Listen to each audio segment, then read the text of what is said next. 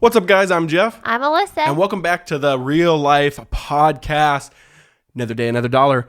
Okay, guys. So the other day we did an episode called, an episode on eschatological realism, which that was kind of a joke, not that topic, but the reason there was an inside joke there because our intro says that phrase. We say, I think we talk about potty training and a fight we just had and eschatological realism.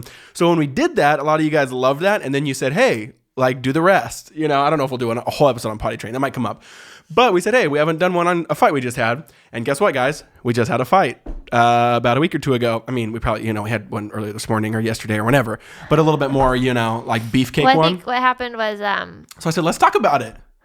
I posted a photo on my Instagram. Yes. Thank you for, People love that. About a date night we had and how wonderful it was. And then real disclosure, the last date we had a week before that, we had fought the whole time, which usually, we've gotten in a couple fights for date nights once in a while, but we usually can snap out of it real fast. And I snapped out of it.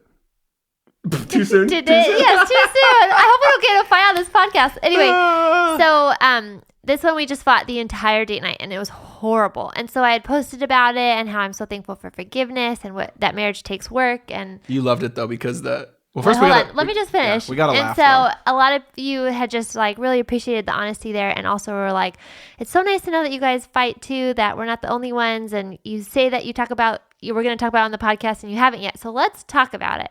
So here we are. So let's talk about it. But first of all, I love how memory works, guys, how something horrendous can then become laughable. Because now I look back on that date and it's hilarious because, guys, we just kind of stared at each other. And then I think we think the waiter knew because when he brought over our dessert, he brought it with a candle in it. Like it was our birthday or something. But we never gave any signals of birthday. Whenever he would come, come my direction. I was trying to fight back the tears. And I had my arms crossed. It looked bad. So I think that was his way of saying, cheer up, guys. Yeah. Well, and eat your peanut butter pie. At the beginning of the date, he was not really talking to us. We were kind of oh, he's a bad waiter, just hardly even there. And then I think he could tell something was wrong. And then throughout the night, he got nicer and nicer. Totally. Brought out the candle. That was a blast. Okay, so tell him about what was it about? Or I don't even remember exactly what it was about. But I think conflict management, how do we fight? How do we communicate? What have we learned so far? First, let me say, we have learned barely anything or barely nothing. So let's put that out there. Well, we've learned things, but we're still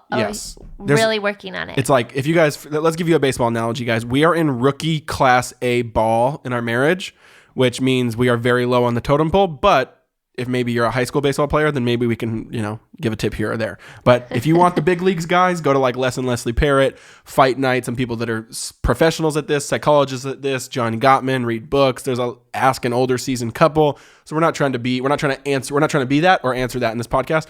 That we're trying to, I think why your Instagram is so encouraging people is because, just kind of showed that this is a normal part of the friction of marriage and two people growing together. And so we just kind of want to maybe more open the door on it a little bit, and hopefully it's insightful. But so remember what the gist of it was, or the center of what we were fighting about is, and let's talk about a fight we just had. I don't even like this conversation because I'm a true 9 on the Enneagram, and so we avoid conflict at all costs. So my hands are literally sweating just thinking about a fight we had. Let me feel. It's bad. Ooh, guys, they are wet. Her hands are wet. I hate conflict so much. I am a fleer. Jeff is a fighter.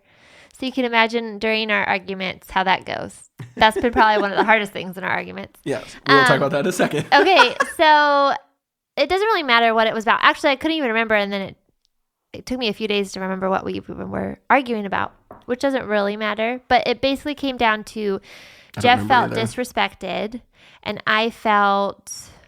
What did I feel? I remember. So then... you felt like when can I say it or talk about it? Well, I don't know. Go ahead. I don't know. It's not explicit or set or anything specific, but we've realized, guys, in the season we're in right now, and this is where I think communication ebbs and flows. And this is my learning curve because I feel like this is a little bit more, you're more, what's the word? Basically, in this season... This is truly a vulnerable conversation. No. And I'm just trying to... In this season, basically what the repeat fight. So always look out for the repeat fights. And what I mean by that is... And usually you do have a repeat fight. Yes, the ones that play over and over again, because that'll usually show either where a breakdown is at, or where a system needs help, or where your person, where God's really trying to significantly grow your personalities. Yeah. And I think right now, that's ours. I'm me with...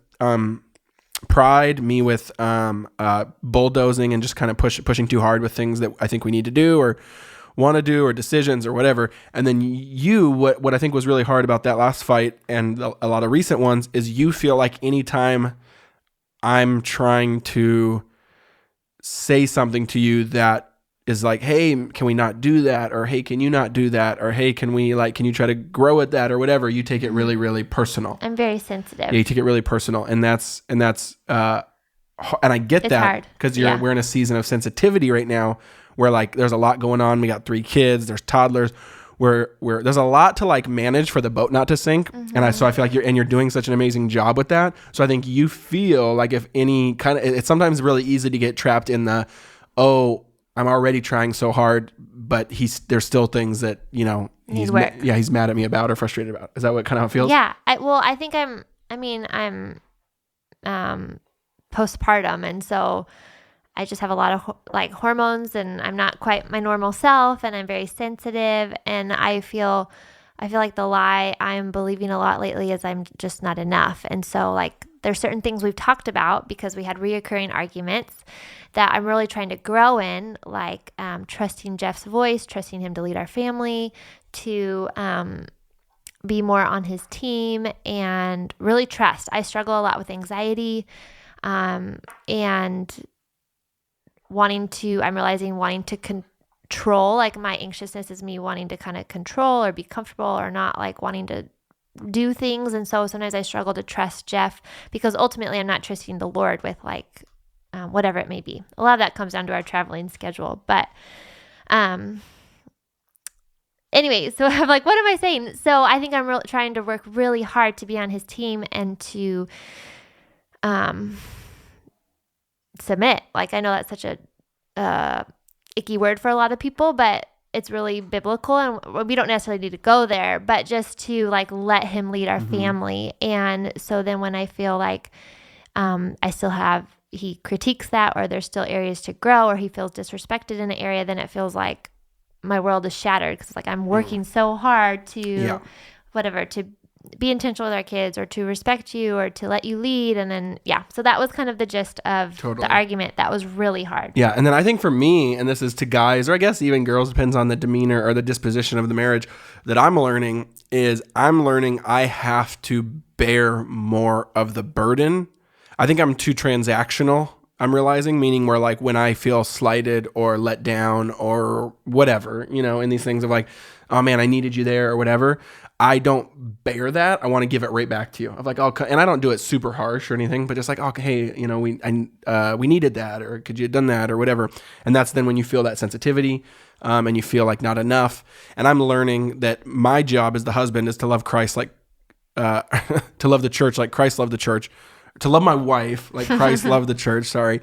And one of the things Jesus clearly did is he bared the burden, meaning like he didn't, every little mistake that the church does, he doesn't like lash out at it, right? And not even lash out gently, or like, call it out. He kind of just absorbs it. Does that make sense? And I feel like I'm learning to like absorb it because then I feel like it then gives me a better opportunity to then when I do speak up, it has a little bit more equity in it, right? Rather than I feel like sometimes it can feel like, because guys, I'm an 8 on the Enneagram. And so I think I think bluntly, I speak bluntly. Black and white. But I don't think I'm doing that. So it's hard for me. So like it's that feedback loop of I'll just be like, I'm very factual. Just this is the way things are. So to me, I like when people speak to me like that. Like just like, tell me what's true. That was wrong. Tell me what you want me to do. What's next? Move on. Mm-hmm. I want to be kind of given orders, and I don't want any reading between the lines. I don't want anything like that. So I like when people speak to me like that. So then, and I'm an 8, so I relate to people like that as well. And in a marriage, obviously, you're closer than anyone else. So that kind of comes out, not in a harsh way, because I think I can do it mostly gently, but it still comes out a lot of just like, let's not do that, or let's be done, or let's move on, and that's really hard. I need you to never do that again. And I'm like, I don't know if I can do that. Well, that's if I'm a little more frustrated. I'll say, hey, can we never maybe do that one ever again? But I'm learning that can be detrimental. I think that can be a pro in the sense of I can be kind of a little bit more. I think that can be a leadership. Yeah, that can be a leadership quality that I think that can handle a lot in the marriage. But I think it can be detrimental, and it's detrimental when it becomes overbearing to you. When it's being not sensitive to your needs, sensitive to your demeanor, sensitive to how you receive things. Because that was something that I grew up on. I think my mom always taught me of like, it really doesn't matter. Like what it matters how someone receives it. It's just really, that's true. That's the truth. It matters how someone receives something. And so you really always have to be mindful of, oh, even if I meant that in love, did they receive it in love? Even if I meant that with a pure heart, did they receive it with a pure heart? Did I, and, well, and I think that was the big part of our fight, why we couldn't get past it, was at the end of the day, I agreed with Jeff. I felt like, you're right, that wasn't respectful, and I wanted to apologize. But then the way that he had talked about it with me, and he thought he was growing so much, like he didn't raise his voice, didn't get angry, but some of the word choices well, I don't do that very often anyways, but well, you can be passionate, and so sometimes I think your passion is you raising your voice when it's just you being passionate. And because I'm very sensitive, it's hard. I have to talk like a mouse, or else it's and me so thinking he did speak like a mouse, but the words that he used were really, they dug deep, and so I felt like I just couldn't get past it. And so it's true how you receive it. So it's just a huge lesson, because I think it just 7 years in now, well 9 with dating, it just you just start, and then there's an ebb and flow. Like I feel like this is a little different fight this last year than we usually have had. And I think it's mainly because of we're in a high octane season, meaning like we're not sinking, we're not drowning, but we have to really be diligent or else we'll come close. And so then I think because of that, everything's a little bit more heightened. Everything's a little bit more just because of toddlers and work and like it's just and babies and newborn and schedules. There's just a lot that the Lord's so we kind of have to be like very responsible for. That's actually part of it, actually, guys. That kind of makes sense. It's like I then this season, the way for us to get through this season for me is to be very militaristic, in the sense of like, hey, we gotta just be so factual, so black and white, and over communicate to each other, so that we can be on the same team. But sometimes that plays as hurts you. But it's me almost I think that's almost the solution to our season, because I think if we do, if we weren't very much just like kind of like chain of command, let's do it, let's attack it, let's go, we're soldiers in a war type of thing, which is very romantic and girls love that. Then so like there's a balance there of, I think, me as the husband trying to lead us in that way of like, hey, we're on mission for the Lord. We believe he's called us to all these places, including having children with toddlers. He's set us up. We're putting rhythms around us. We've brought things around us and systems to help us. And like, let's go, but still being mindful of like communicating gently and compassionately and slowly. I think that's what I'm learning. My fastness can quickly turn into like a rashness. Is that the right word? Yeah. So that's good. You got any thoughts? Just like confessing your sin. I feel like I should do the same. No, so here's a couple things we've learned. I think, I don't know why I'm sharing. I feel like we're in a counseling session with everybody listening, but. Well, there's no one in this room. It's just me and you, and 2 cameras and a couple lights. True, but welcome to our life. This is the real life podcast. That's why we call it that. And as a 9, I don't like conflict, and I'm very sensitive to how other people are feeling and to things going around, and I don't even know what I'm all saying, but just this season is more difficult, and I get that it's like we're on battle, like let's gear up, but I feel like the Lord is really stretching me and growing me in that, because I don't naturally see life that way. And I'm not someone that's like super straightforward. I'm having to grow at like, hey, this is what I need, now go do that, or like whatever, with help or with our kids or with Jeff, having to be like, hey, I feel like this, I need this right now. And so I feel like the Lord's really growing me in those things, and I feel like a word that he keeps, even with like having toddlers and tantrums and discipline, it really is sanctifying as parents. And I feel like the word the Lord keeps reminding me of is resilience. Like I want to be resilient and faithful and keep showing up and not run away, because I like to flee from conflict. And like, for instance, during our fight, the date night, we had kind of gotten in a fight during dinner, but we wanted to have a special dinner with the kids. So I was like, let's not talk about it right now. Let's talk about it later. And so my later was like, let's just forget about it. And Jeff was like, I was like date counting night, down perfect. the seconds. I was counting down the seconds where we were like, you said, let's not talk about it, kind of like with the kids and get them all down to sleep. So I literally, and I'm that guys, and this is hard about conflict. Like I'm the guy where I don't back burner anything. I want to finish this. I want to talk about this right now. And let's actually talk about that in a second, with tips of how we've managed that, because we're both different in that. But so for me, I literally was like, but we have this rule where like she can call that. She can say like, no, we're pausing, and we have this rule where there's trust there, and we'll talk about that in a second. Where I said okay, but then like to me it's like an agreement. Like it's okay, I agreed, and I'm submitting to that for you. But like okay, so the minute that is done, and the agreement was like once the kids and dinner and whatever, then I was counting down the seconds the whole time. Like it doesn't go away to me. I don't not think about it. Well, and then we had gone. So we went out for dessert, but before we wanted to get Jeff a new dress shirt. That's right. Hey, everyone's saying woo! And I've been rocking it already like 10 times in 2 so, weeks. So we spent like a half hour shopping, and it was so fun. And then we sit down at dinner or to get dessert, and I'm like, and I am an idealist too. So I'm like, I can't wait to just have all these wonderful conversations. And the moment we sit down, Jeff like wants to bring up the fight. And so it was like over after that. I'm like, no. I want to just have a date night. I want to forget about all the ickiness. Yeah. And now, I will say, in general, that one was random. Because in general, we have kind of a rule of like, just that can get handled later date. I don't know. I think that, in general, I feel like we protect date night really good from not only conflict, but then from like logistics. Like we don't try to schedule things, and we don't try to do like our finances or business. Like date night is really sacred and protected. So that one was kind of random. Like we haven't like made a hard rule about it that like I don't think I broke it. I just it was kind of like because I think I was leaving. That's what it was. Yeah, I was leaving the next day, so I was like, hey, I want to resolve this because I leave on a plane the next day. That's what it was. You're right. So okay, guys, so let's talk about this. Couple tips, hopefully encouragements. Hopefully this is encouraging. I don't know if we're necessarily gonna have like wisdom. We're just like, hey, we're on your team. Couple things get marriage too. Couple things we've learned, and couple things that we've processed conflict in a healthy way, hopefully that grows us. Because at the end of the day, guys, we have to understand that conflict is normal and natural. It's just you do it good or you do it bad. Right. You want to have healthy conflict. Yes. And you actually need it. Like that's actually the kind of sandpaper, the rough friction when rubbing against each other that's kind of gritty and painful that creates you into the image of Jesus. Like that's just the truth. It will reveal the places in you that you need growth and healing. It'll reveal places you feel exposed. Like that's the job of marriage. So that's square one, because if you don't believe that, then way too quickly resentment will choke everything out. Lies will choke everything out. Kind of like hatred, or a softer version of that, of just kind of like bitterness and don't like the other person, will choke everything out. Or not having any conflict almost is a sign too, like, hey, you guys aren't going deep enough. 100%. Like maybe your marriage is too surface. Yeah, or like, it's kind of like placating each other to just like agree to disagree and just kind of let's just be roommates now because every time we try to do this, we fight. Yeah. It's like, no, that's part of the battle. That's part of the battle of marriage and the goodness of marriage. So you got to remember that. I think, and then another thing is like fight for your marriage, not against each other. And so I think that's what we always come back to is like most of our conflicts, we never try to strong arm each other once we come back around in like calmness. We both usually kind of almost admit like, oh yeah, like, okay, that one, that's what you are, that's your weakness.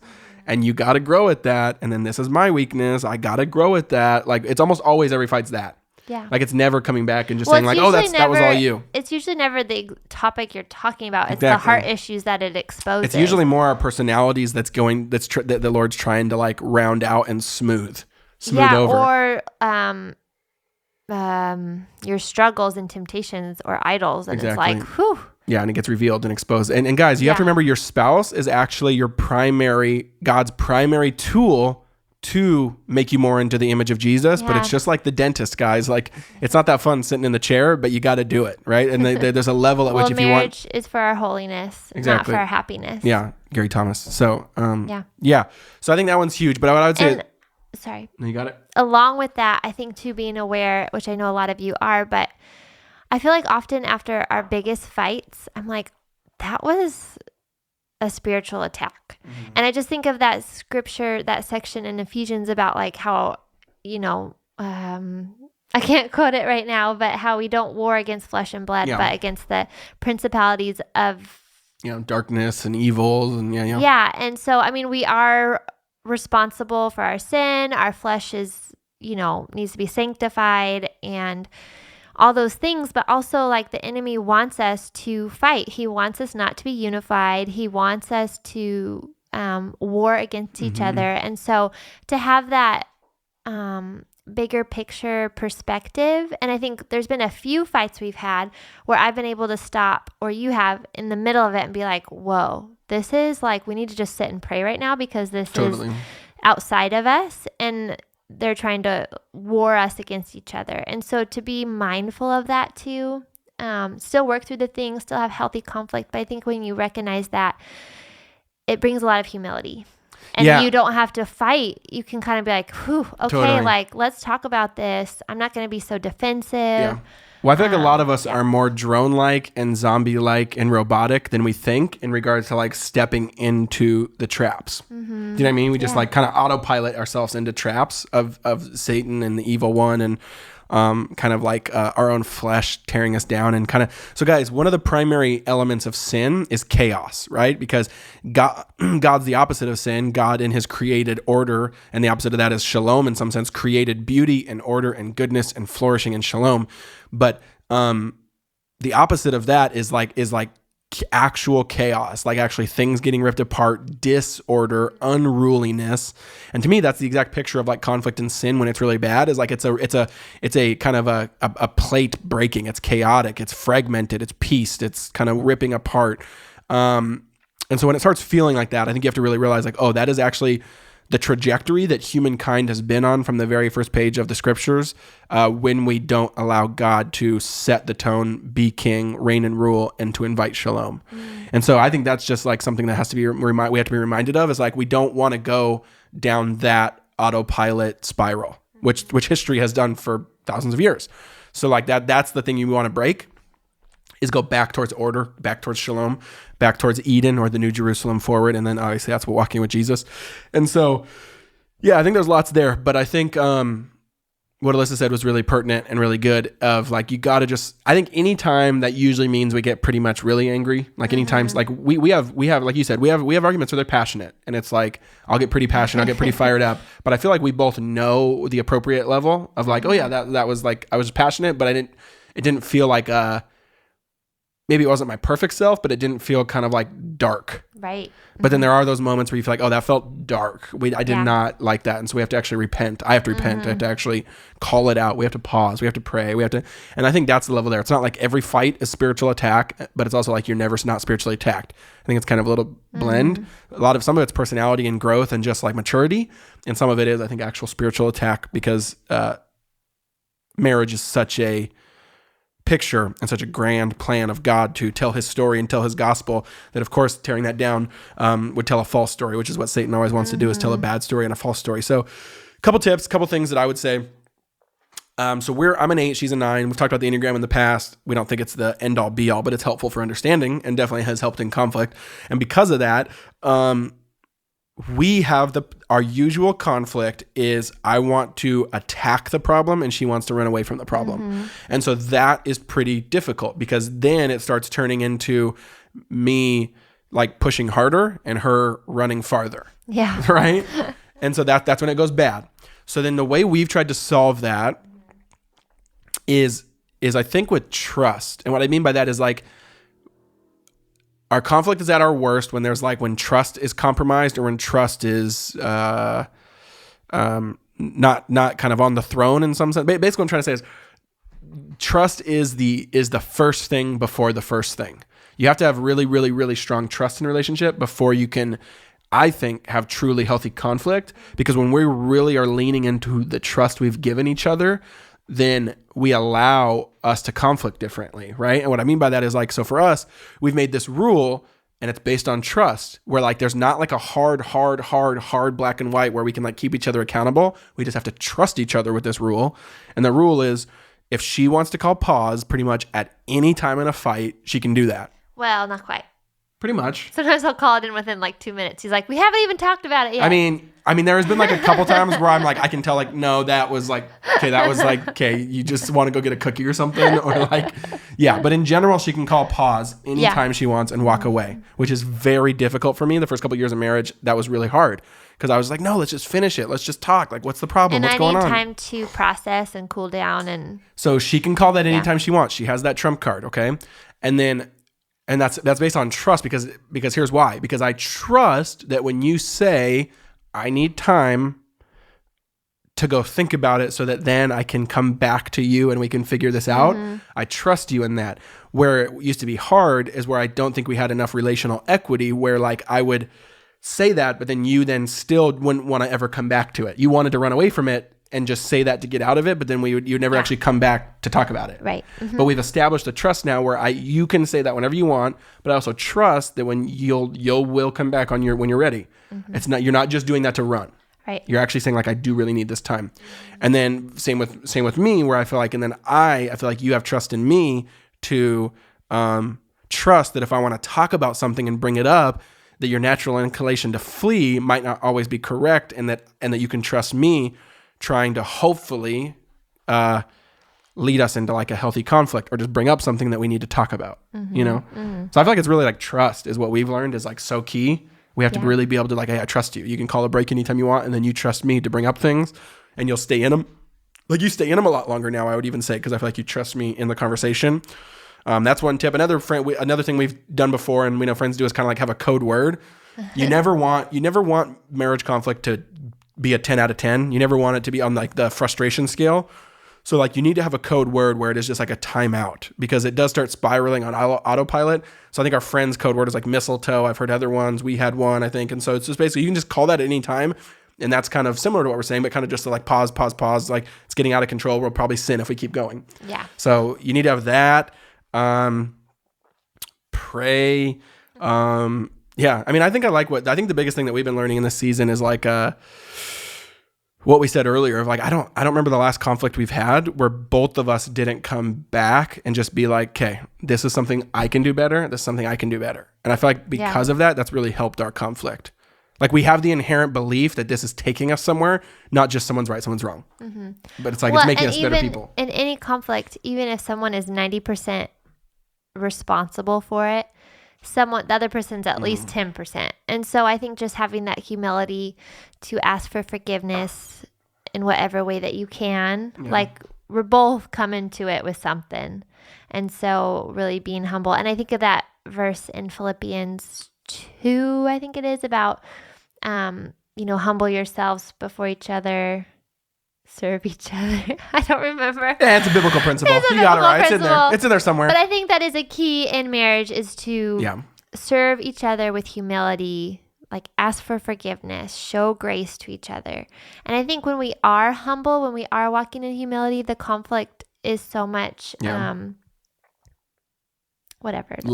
sharp. Just like you're more open to the Spirit and what He's telling you, and to like give grace, to ask for forgiveness, to grow. When they bring up something that is a really sharp point for you, you know that they still love you in it. It's just like, okay, Lord, you need to grow me in that. You need to change me in that. Because I think I can be so sensitive to like, you know everything about me. And so when you call things out in me, or when something is exposed, I just want to hide, and being like, okay, humility, like this is an opportunity for me to grow, this opportunity to lean into you and to ask for help in this area, or to depend on you, or to talk through it, or to, I feel like marriage is just very sanctifying, stretching, challenging. You're becoming one, you're becoming more like Christ, you're humbling yourself out, your areas are exposed, but knowing that the person you're with loves you and isn't going anywhere. And so it's a safe place to work through those things. I think that's a key to come to in your marriage. That healthy conflict is knowing that no matter what, no one is going anywhere, and that it's a safe place to talk about things. But even in the safety, like coming to each other with grace and with humility, and asking the Spirit for that help. And obviously a lot of the times we don't do that. And so then asking for forgiveness and grace and how to grow in that. Yeah. And I think let's end with that, guys, that the gospel truths, like you have to have the base truths at the bottom. You have to have these very kind of like underlying truths.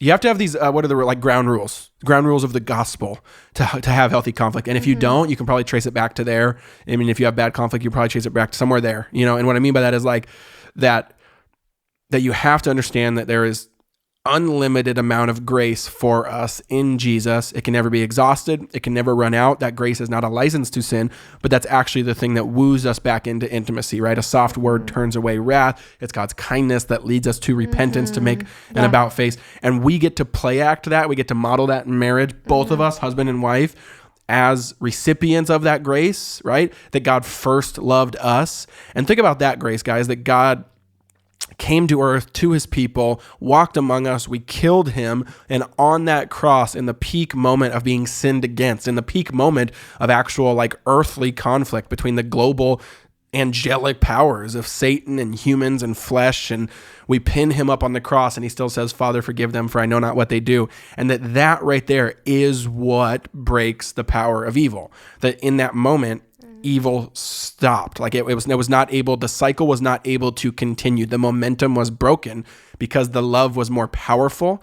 And so it was able to cease and stop because of his sacrificial absorption into himself of sin, of death, of decay, of people's bitterness, of people's resentment. And all of us in marriage have that opportunity. Now, of course, you don't want to be the person that's always taking that, but I do think a healthy marriage, it should be both. Meaning there are times where you just are absorbing that and saying, like, I love you and I forgive you and I'm going to break this cycle, because you don't want to get in that spiral, that cycle, because that's what happens. Evil and our flesh wants to keep going and build and build and build and build. You can even see that with war, right? Like every single war, they always say it's the war to end all wars. But the reason that's not true is because violence begets violence, and violence in our hearts begets violence in our hearts. Meanness, bitterness, resentment, etc. It just continues and continues and continues unless someone wants to actually, by the power of Jesus, show sacrificial love to break those cycles. The cool part is we don't have to do that in our own strength and our own power, and we actually can't. Mm-hmm. Jesus does it himself. We can be so compelled and wooed and drawn into the model he has given himself, given us in himself, of him on the cross saying, Father, forgive them, they know not what they do, and then resurrecting into new power, vindicating that was actually the right thing to do and the way to go for the new kingdom and to put things to rights and for new creation. And we can perpetuate new creation, new blessing by doing that same thing, by sacrificing for our enemies, dying for them, forgiving them. I'm not saying our spouse is our enemy, but it's that cycle breaker of like, there's that dance of both spouses need to absorb, need to forgive, need to show grace, need to love. And why? Because he first loved us. He has showed us, he has given that. Now, of course, I always have to give this clarification, but of course, I'm not talking about like dangerous situations, abusive situations. You need to get out of that. You don't just need to like be in that and just keep forgiving. That's not how that works. But I'm talking in a normal marriage that doesn't have some severe unhealthiness in that regard, right? Then there is the level of normal absorption you take from, because when you're this close in proximity with a spouse, you're absorbing their sin, right? Like Alyssa absorbs my sin in some sense because she's just next to me every single day. And the gospel enables us to do that so that we don't become enemies, so that we don't become bitter, and that those actually break cycles, and that then put little seeds of love in both of our hearts that then continue to grow with Jesus, make us into our new selves, new creation. And I could just go on a whole sermon with that part. But one last thing before we end. I think too, sometimes it's healthy if there's a fight that you guys are constantly having. It keeps, every time this topic comes up, it's like a constant fight. Yeah. We had that when I was pregnant with Lucy, and two things. A couple times. I'd say there's a couple seasons. A couple seasons, but this one in particular, in the last season we had. And one time it was just, we had our friends that were living with us during the hurricane because they needed a place to live. And we had an opportunity one night just to kind of like, it just naturally came up. Because a lot of times your fights, like you don't share with other people. And I don't necessarily think you should. Yeah. But it came up and they just really felt our pain in it. And they didn't necessarily give advice, but it was just so encouraging for them to empathize with both of us, and they prayed for us. We didn't ask them to pray, but they're like, we would love to pray for you in this. And it was like the sweetest moment of fellowship, just to like be able to confess sin and have people like do war with us, and really like friends that are for your marriage, not like going to take sides. Yeah. And then a couple months after that, our mentors were living with us for a week doing work stuff, and we were able to just really hash out all the things. Like every night we were up till 11, like, this is what we're going through. Can you give us advice? Because we kept hitting roadblocks. Because we kept hitting roadblocks, and it was so timely. Because I was so desperate. I was like, babe, this is like a constant fight. We need help. We need counseling. We need something. And so I think if you guys are having that revolving door argument, ask for prayer, like together. So it's not like you and your girlfriend, like, hey, pray for me. My husband's so hard to live with or whatever. But together, asking for prayer. And then reaching out to an older couple that can like ask them to come over for dinner, ask them to come over for dessert, to take them out to dinner, and just be able to share things so that they can give their wisdom in it. And that couple that is for your marriage, because sometimes those fights happen and you need somebody outside of your marriage to really 100%. Help you work through it. And not that it's like super easy after that, but it gives you a whole new perspective and like, okay, it's not like we're just hitting this wall every time. It's this breakthrough that still takes a lot of work, but it's like we know where we're going now. Yeah. So that's just encouragement That's good. if that's something you're walking through too, because we've been there. Well, let's end on that, guys. Is I think that's the best truth of, and then she just said that once, but I think I think there's at least 4 times. So it almost happens like once every year or every 2 years where it gets significant, meaning like roadblock is being hit, the same fight's happening, and our own skills are not getting us past it. And so then we have a rule where it's just like, okay, call them, like text them, like, and we don't BS or small talk. It's just like, that's what the text says is, hey, like we need some help. Can we hop on the phone for an hour? Like we're running into this problem with conflict or personality or whatever. We need your help. So it's very explicit, very that, but there's probably been at least 3 or 4 times with them or with some other couples in our life over 7 years of marriage, 6 years of marriage, that yes, 100% you have to, don't go on forever if it's just being the same. You'll have repeating fights. And like I said in the beginning, those need to highlight system breakdowns. Those need to highlight personality breakdowns. And if you think, the Lord can walk you through that in a way where those are a little bit less serious, then do that. But if it gets to the point where someone's starting to be exacerbated by the conflict, okay, we're done. We're going to go get help. So that means mentors. That means counseling. I think I like just counseling is counseling, guys. It's not some huge, crazy spiritual thing that oh man, unless we're having unless there's an affair in our marriage and we're not going to get counseling. No, it's like, just go get help. And that's counselors. So, and there's places that probably nonprofits that maybe can do it for free, or churches usually can do it for a lot cheaper. There's a lot of options, but just go talk to someone. It's very simple. Like, it's just, you kind of need a mediator, you need a coach, you need help, you need someone who's farther along. And we're not reinventing the wheel. Like, I would say, like most marriage conflicts, there's like 5 versions and that's pretty much it. You know what I mean? Out of every marriage in all of history, there's only like a couple kind of dynamics. But yeah, just get help if it's repeating. So she just tapped on my leg. Like, are we done? Well, like, I have to go put Lucy down. Okay, I was like, and that was the nonverbal. I thought you were going to catch on to that. I know, it was my bad. Okay. All right, guys. We love you guys. We'll see you next week. Peace.